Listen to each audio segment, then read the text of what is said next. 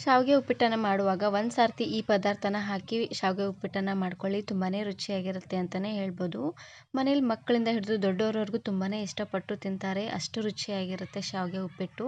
ಹಾಗಾದರೆ ಬನ್ನಿ ತಡ ಮಾಡದೆ ರೆಸಿಪಿನ ಶುರು ಮಾಡೋಣ. ವಿಡಿಯೋ ನೋಡೋದಕ್ಕೂ ಮೊದಲು ನೀವಿನ್ನು ನನ್ನ ಚಾನಲನ್ನು ಸಬ್ಸ್ಕ್ರೈಬ್ ಮಾಡದೆ ನೋಡ್ತಾ ಇದ್ದರೆ ಪ್ಲೀಸ್ ಸಬ್ಸ್ಕ್ರೈಬ್ ಮಾಡ್ಕೊಳ್ಳಿ. ಹಾಗೆಯೇ ಪಕ್ಕದಲ್ಲಿ ಬರುವಂತಹ ಬೆಲ್ ಐಕಾನನ್ನು ಕ್ಲಿಕ್ ಮಾಡಿ. ಇದನ್ನು ಮಾಡಲಿಕ್ಕೆ ಮೊದಲು ನಾನಿಲ್ಲಿ ಒಂದು ಅಗಲವಾಗಿರುವಂತಹ ಪ್ಯಾನ್ಗೆ ಸ್ವಲ್ಪ ಎಣ್ಣೆನ ಹಾಕ್ಕೊಳ್ತಾ ಇದ್ದೀನಿ. ಒಂದು 2 ಚಮಚ ಆಗುವಷ್ಟು ಎಣ್ಣೆನ ಹಾಕ್ಕೊಂಡ್ರೆ ಸಾಕಾಗುತ್ತೆ. ಶಾವಿಗೆ ಉಪ್ಪಿಟ್ಟಿಗೆ ಎಣ್ಣೆ ಸ್ವಲ್ಪ ಹಾಕಿದ್ರೂ ಜಾಸ್ತಿ ಅನ್ನೋಂಗೆ ಆಗಿಬಿಡುತ್ತೆ. ಹಾಗಾಗಿ ಸ್ವಲ್ಪ ಅನ್ನೋಂಗೆ ಎಣ್ಣೆನ ಹಾಕ್ಕೊಳ್ಳಿ. ಹಾಗೆಯೇ ಅರ್ಧ ಚಮಚ ಆಗುವಷ್ಟು ಜೀರಿಗೆ ಮತ್ತು ಸಾಸಿವೆ, ಇದ್ರ ಜೊತೆಗೆ 1 ಗರಿ ಆಗುವಷ್ಟು ಕರಿಬೇವು ಸೊಪ್ಪನ್ನು ಈ ರೀತಿಯಾಗಿ ಹರಿದು ಹಾಕ್ಕೊಳ್ತಾ ಇದ್ದೀನಿ. ಈ ರೀತಿಯಾಗಿ ಹರಿದು ಹಾಕೊಳ್ಳೋದ್ರಿಂದ ಫ್ಲೇವರ್ ತುಂಬಾ ಚೆನ್ನಾಗಿ ಬರುತ್ತೆ ಕರಿಬೇವು ಸೊಪ್ಪಿಂದು. ನೋಡಿ, ಇದ್ರ ಜೊತೆಗೆ ಲಾಸ್ಟಲ್ಲಿ ಸಣ್ಣದಾಗಿ ಕಟ್ ಮಾಡಿರುವಂತಹ ಮೀಡಿಯಮ್ ಸೈಜಿನ 1 ಈರುಳ್ಳಿ, ಹಾಗೆಯೇ ಒಂದೇ ಒಂದು ಖಾರವಾಗಿರುವಂತಹ ಹಸಿರು ಮೆಣಸಿನಕಾಯಿನ ಹಾಕ್ಕೊಳ್ತಾ ಇದ್ದೀನಿ. ನೋಡಿ, ಇವಾಗ ಈರುಳ್ಳಿ ಎಲ್ಲ ಸ್ವಲ್ಪ ಕಲರ್ ಚೇಂಜ್ ಆಗಿ ಹಾಗೆಯೇ ಹಸಿರು ಮೆಣಸಿನಕಾಯಲ್ಲಿರುವಂಥ ಖಾರ ಎಲ್ಲ ಚೆನ್ನಾಗಿ ಬಿಟ್ಕೊಳ್ಳೋವರೆಗೂ ಉರಿನ ಲೋ ಫ್ಲೇಮ್ನಲ್ಲೇ ಇಟ್ಟು ಬೇಯಿಸ್ಕೊಂಡು ತಗೊಳ್ಳಿ. ನೋಡಿ, ಈ ರೀತಿಯಾಗಿ ಈರುಳ್ಳಿ ಎಲ್ಲ ಸ್ವಲ್ಪ ಸಾಫ್ಟ್ ಆದಮೇಲೆ ಇವಾಗ ನಾನಿಲ್ಲಿ ಮೀಡಿಯಮ್ ಸೈಜಿನ 1 ಟೊಮೆಟೊನ ಹಾಕ್ಕೊಳ್ತಾ ಇದ್ದೀನಿ. ಆದಷ್ಟು ಚೆನ್ನಾಗಿ ಹಣ್ಣಾಗಿರುವಂತಹ ಹುಳಿ ಟೊಮೆಟೊನ ಹಾಕ್ಕೊಳ್ಳಿ, ಚೆನ್ನಾಗಿರುತ್ತೆ. ಟೊಮೆಟೊ ಬದಲಾಗಿ ಲಾಸ್ಟಲ್ಲಿ ನೀವು ನಿಂಬೆಹಣ್ಣಿನ ರಸನೂ ಕೂಡ ಹಾಕ್ಕೊಳ್ಬೋದು. ಇವಾಗ ನಾನಿಲ್ಲಿ ರುಚಿಗೆ ತಕ್ಕಷ್ಟು ಉಪ್ಪನ್ನು ಹಾಕ್ಕೊಂಡು ಚೆನ್ನಾಗಿ ಇದನ್ನು ಈ ರೀತಿಯಾಗಿ ಮಿಕ್ಸ್ ಮಾಡಿಕೊಂಡು ಉರಿನ ಲೋ ಫ್ಲೇಮ್ನಲ್ಲೇ ಇಟ್ಟು 1 ನಿಮಿಷವರೆಗೂ ಹಾಗೆ ಇದನ್ನು ಮೇಲ್ಗಡೆ ಮುಚ್ಚಳನ ಮುಚ್ಚಿ ಬೇಯಿಸ್ಕೊಳ್ತಾ ಇದ್ದೀನಿ. ಈ ರೀತಿಯಾಗಿ ಮಾಡೋದ್ರಿಂದ ಟೊಮೆಟೊ ಅಲ್ಲಿರುವಂಥ ಹುಳಿ ಎಲ್ಲ ಚೆನ್ನಾಗಿ ಬಿಟ್ಕೊಳ್ಳುತ್ತೆ. ಹಾಗೆಯೇ ಟೊಮೆಟೊ ಕೂಡ ಪೂರ್ತಿಯಾಗಿ ಸಾಫ್ಟಾಗಿ ಬೇಯುತ್ತೆ. ನಾನು ಇದೇ ರೀತಿ ಬಹಳಷ್ಟು ವೆರೈಟಿ ಆಗಿರುವಂತಹ ಬ್ರೇಕ್ಫಾಸ್ಟ್ ರೆಸಿಪಿನ ಅಪ್ಲೋಡ್ ಮಾಡಿದ್ದೀನಿ. ವಿಡಿಯೋ ನೋಡಿಲ್ಲ ಅಂದರೆ ಈ ವಿಡಿಯೋ ಕೊನೆಯಲ್ಲಿ ಹಾಕಿರ್ತೀನಿ, ನೋಡಿ ಚೆಕ್ ಮಾಡಿ. ಇವಾಗ ನೋಡ್ತಾ ಇರ್ಬೋದು ಟೊಮೆಟೊ ಎಲ್ಲ ಪೂರ್ತಿಯಾಗಿ ಸಾಫ್ಟಾಗಿ ಬೆಂದಿದೆ. ಇವಾಗ ನಾನಿಲ್ಲಿ ಸ್ಪೂನಿನ ಸಹಾಯದಿಂದ ಚೆನ್ನಾಗಿ ಇದನ್ನು ಸ್ಮ್ಯಾಶ್ ಮಾಡ್ಕೊಳ್ತಾ ಇದ್ದೀನಿ. ಈ ರೀತಿಯಾಗಿ ಮಾಡೋದ್ರಿಂದ ಟೊಮೆಟೊ ಅಲ್ಲಿರುವಂಥ ಹುಳಿ ಎಲ್ಲ ಚೆನ್ನಾಗಿ ಬಿಟ್ಕೊಳ್ಳುತ್ತೆ. ಶಾವಿಗೆ ಉಪ್ಪಿಟ್ಟು ಸ್ವಲ್ಪ ಹುಳಿಯಾಗಿರಬೇಕು ಅನ್ನೋ ಹಾಗಿದ್ರೆ ಟೊಮೆಟೊನ ಸ್ವಲ್ಪ ಜಾಸ್ತಿ ಅನ್ನೋಂಗೆ ಹಾಕ್ಕೊಳ್ಳಿ, ಚೆನ್ನಾಗಿರುತ್ತೆ.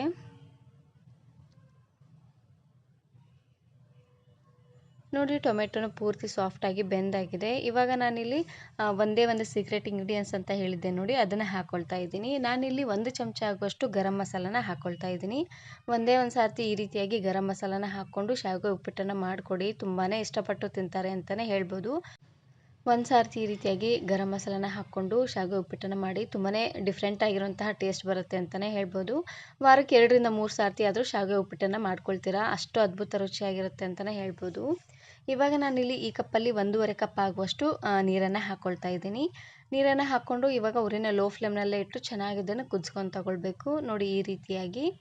ಇವಾಗ ನಾನಿಲ್ಲಿ ಸ್ವಲ್ಪ ರುಚಿನ ನೋಡ್ಕೊಳ್ತಾ ಇದ್ದೀನಿ. ಉಪ್ಪು ಏನಾದರೂ ಕಡಿಮೆ ಅಂತ ಅನಿಸಿದ್ರೆ ಇನ್ನು ಸ್ವಲ್ಪ ಉಪ್ಪನ್ನು ಹಾಕ್ಕೊಂಡು ಕುದಿಸ್ಕೊಳ್ಬೋದು. ನಾನು ಹಾಕಿರುವಂಥ ಉಪ್ಪು ಕರೆಕ್ಟಾಗಿತ್ತು.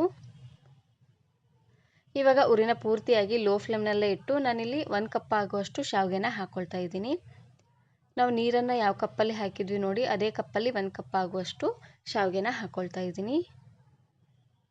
ನಾನಿಲ್ಲಿ ಅಂಗಡಿಯಿಂದ ತರಿಸಿರುವಂಥ ಶಾವಿಗೆನ ಹಾಕ್ಕೊಳ್ತಾ ಇಲ್ಲ, ಮನೆಯಲ್ಲೇ ಮಾಡಿಸಿರುವಂತಹ ಶಾವಿಗೆನ ಹಾಕ್ಕೊಳ್ತಾ ಇದ್ದೀನಿ. ಈ ಶಾವಿಗೆ 1 ವರ್ಷ ಹಳೆಯದು, ಹಾಗಾಗಿ ಉದುದ್ರಾಗಿ ತುಂಬಾ ಚೆನ್ನಾಗಿ ಬರುತ್ತೆ. ಆದಷ್ಟು ಹಳೆಯ ಶಾವಿಗೆನ ಬಳಸಿ, ಉದುದ್ರಾಗಿ ತುಂಬಾ ಚೆನ್ನಾಗಿ ಬರುತ್ತೆ. ಶಾವಿಗೆ ಪಾಯಸ ಆಗಿರ್ಬೋದು, ಇಲ್ಲಾಂದರೆ ಶಾವಿಗೆ ಉಪ್ಪಿಟ್ಟಾದರೂ ತುಂಬಾ ರುಚಿಯಾಗಿ ಬರುತ್ತೆ ಅಂತಲೇ ಹೇಳ್ಬೋದು. ನೋಡಿ, ಶಾವಿಗೆ ಎಲ್ಲ ಹಾಕ್ಕೊಂಡಾದ್ಮೇಲೆ ಒಂದು ಸರ್ತಿ ಚೆನ್ನಾಗಿ ಇದನ್ನು ಈ ರೀತಿಯಾಗಿ ಮಿಕ್ಸ್ ಮಾಡ್ಕೊಳ್ಳಿ, ಇಲ್ಲಾಂದರೆ ಗಂಟು ಥರ ಆಗಿಬಿಡತ್ತೆ. ಇವಾಗ ಮೇಲ್ಗಡೆ ಮುಚ್ಚಳನ ಮುಚ್ಚಿ ಉರಿನ ಲೋ ಫ್ಲೇಮ್ನಲ್ಲೇ ಇಟ್ಟು 1 ನಿಮಿಷವರೆಗೂ ಚೆನ್ನಾಗಿ ಇದನ್ನು ಕುದಿಸಿದ್ರೆ ಆಯಿತು. ತುಂಬಾ ರುಚಿಯಾಗಿರುವಂತಹ ಶಾವಿಗೆ ಉಪ್ಪಿಟ್ಟು ರೆಡಿಯಾಗಿ ಹೋಗ್ಬಿಡುತ್ತೆ. ಇವಾಗ ನೋಡ್ತಾ ಇರ್ಬೋದು ಚೆನ್ನಾಗಿ ಕುದಿ ಬರ್ತಾ ಇದೆ. ಕುದಿ ಬರೋವಂಥ ಟೈಮಲ್ಲಿ ಒಂದು ಸಾರ್ತಿ ಈ ರೀತಿಯಾಗಿ ಮಿಕ್ಸ್ ಮಾಡಿಕೊಂಡು ಇದರಲ್ಲಿ ಸ್ವಲ್ಪ ನೀರಿನ ಅಂಶ ಇರಬೇಕು. ನೋಡಿ, ನೋಡ್ತಾ ಇದ್ದೀರಲ್ವ, ಇಷ್ಟು ನೀರಿದ್ದರೆ ಸಾಕು. ಇವಾಗ ಗ್ಯಾಸನ್ನು ಆಫ್ ಮಾಡಿಕೊಂಡ್ರೆ ಆಯಿತು. ಗ್ಯಾಸನ್ನು ಆಫ್ ಮಾಡಿ ಒಂದು 10 ನಿಮಿಷವರೆಗೂ ಹಾಗೆ ಇದನ್ನು ಬಿಟ್ಟು ಅದಾದಮೇಲೆ ನೋಡಿದ್ರೆ ನೋಡಿ, ಈ ರೀತಿಯಾಗಿ ಉದ್ದುದ್ರಾಗಿ ಶಾವಿಗೆ ಉಪ್ಪಿಟ್ಟು ರೆಡಿಯಾಗಿ ಹೋಗ್ಬಿಡುತ್ತೆ. ಆದಷ್ಟು ಶಾವಿಗೆ ಉಪ್ಪಿಟ್ಟನ್ನು ಮಾಡ್ಕೊಳ್ಬೇಕಾದ್ರೆ ಸ್ವಲ್ಪ ಹಳೆಯ ಶಾವಿಗೆನೇ ಬಳಸಿ, ತುಂಬಾ ಚೆನ್ನಾಗಿ ಬರುತ್ತೆ ಉದ್ದುದ್ರಾಗಿ. ನೋಡ್ತಾ ಇರ್ಬೋದು ಎಷ್ಟು ಉದ್ದುದ್ರಾಗಿ ಬಂದಿದೆ ಅಂತ. ಇದನ್ನು ನೀವು ಬೆಳಗಿನ ತಿಂಡಿಗಾದರೂ ಮಾಡ್ಕೊಳ್ಬೋದು, ಇಲ್ಲಾಂದರೆ ಮಕ್ಕಳು ಲಂಚ್ ಬಾಕ್ಸಿಗಾದರೂ ಮಾಡಿ ಕಟ್ಬೋದು, ತುಂಬಾ ಚೆನ್ನಾಗಿರುತ್ತೆ. ಈ ವಿಡಿಯೋ ಇಷ್ಟ ಆದರೆ ಈಗಲೇ ಒಂದು ಲೈಕ್ ಬಟನನ್ನು ಕ್ಲಿಕ್ ಮಾಡಿ ಫ್ರೆಂಡ್ಸ್ ಆ್ಯಂಡ್ ಫ್ಯಾಮಿಲಿ ಜೊತೆಗೆ ಶೇರ್ ಮಾಡಿ. Thank you. Thanks for watching.